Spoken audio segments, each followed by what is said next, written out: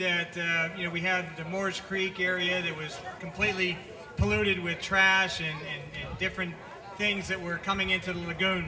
And I reached out to this individual and I said, I need some help. Well, this individual got probably 30 or 40, 50 people together. We went up to Moores Creek and we pulled out 22 tons of trash from Moores Creek to Avenue F, and from 14th Street to 17th Street. And then I said, we've got Harbor Point. This is an area in which the community taxed itself over a long period of time to pay $3.6 million for one of the most important pieces of property along the Indian River Lagoon turning basin. If you're unfamiliar with Harbor Point, if you take 2nd Street all the way into the port, you'll see a sign that says Harbor Point Park. Make your way back there. It is one of the most beautiful vistas you have ever seen. It was purchased in 2004 by the county on behalf of the residents who taxed themselves $3.6 million. It's a 20-acre site. Over a period of 10 years, it was overgrown. I reached out to this individual and said, look, I need your help to help pick up trash and clean this place up so I can get county parks to get in there and cut down the weeds. And this individual put together probably 20 or 30 people. We pulled 2 tons of trash out of that area, and only because I said please. And this lady, her name is Katy Lewey. Let's hear it for her. She's also the Riverkeeper's mom in St. Lucie County, Indian River. Let's hear it for her.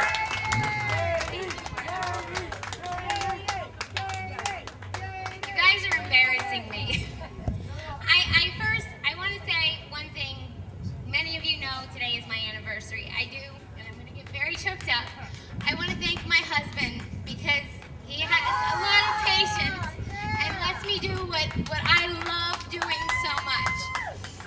So, I did prepare a little something. I do want to say for these guys and so many others, this battle has been very lengthy and very debilitating at times.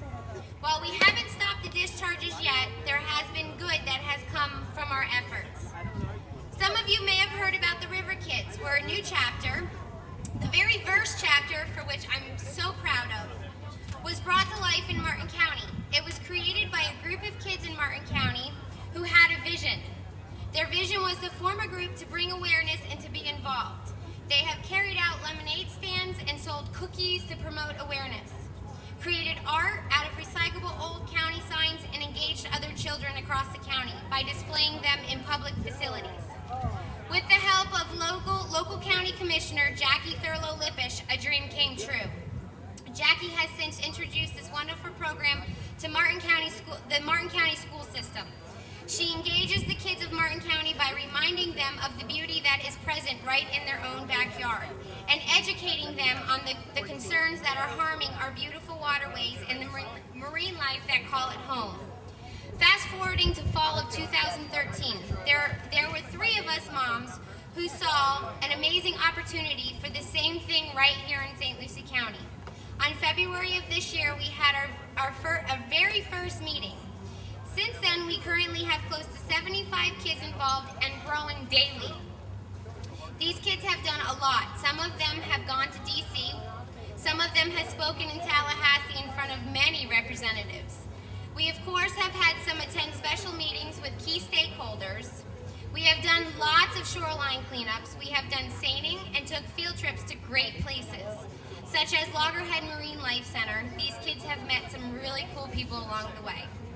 Both Martin County and ourselves share the same message. These waters are these kids' waters even before they're ours as adults. These kids are powerful and some want to be heard. Why not let them? We encourage kids to share with us what kind of ideas they may have.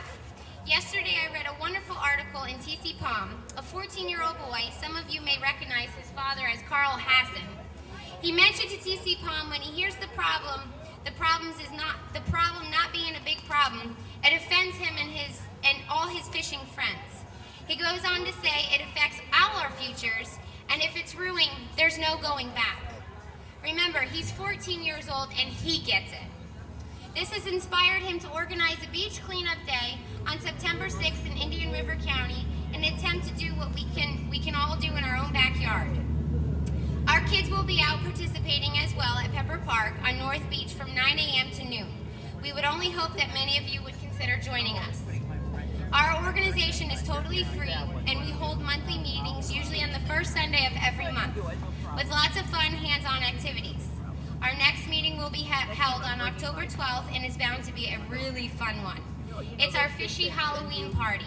We are having our kids create their own fish costumes, whether that be seaweed, a dirty lagoon, a starfish, whatever that may be, and we'll create our own creature that each child will be able to take home with them. And I'm not saying what creature that is, but it's going to be a lot of fun. We'll close out the day with trunk or treating, and we're asking all of you to come and join us and decorate your trunks. I don't know if a lot of you are familiar with trunk or treating, but you usually decorate your trunks and pass out goods. I don't want to say candy because obviously we know who that supports, and I don't want to support them. So if you want to bring pretzels, crackers, whatever for the children, that's great. We do have a booth out here, as many of you can see, and if some of you have kids, grandchildren, please feel free.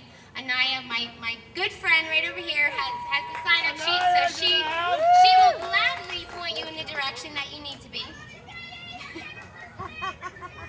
Lastly, our Indian Riverkeeper has offered so much to our children, and that's why we're here today supporting him. All 3 of the Indian Riverkeepers thus far have been so instrumental in changing these kids' lives. This is why we appreciate them so much. They know the importance these kids have in their future, and this is why they fight endlessly for them. That is why the River Kids of St. Lucie County will always stand beside them. To all the Indian Riverkeepers, Kevin, George, and Marty, we thank you from the bottom of our heart.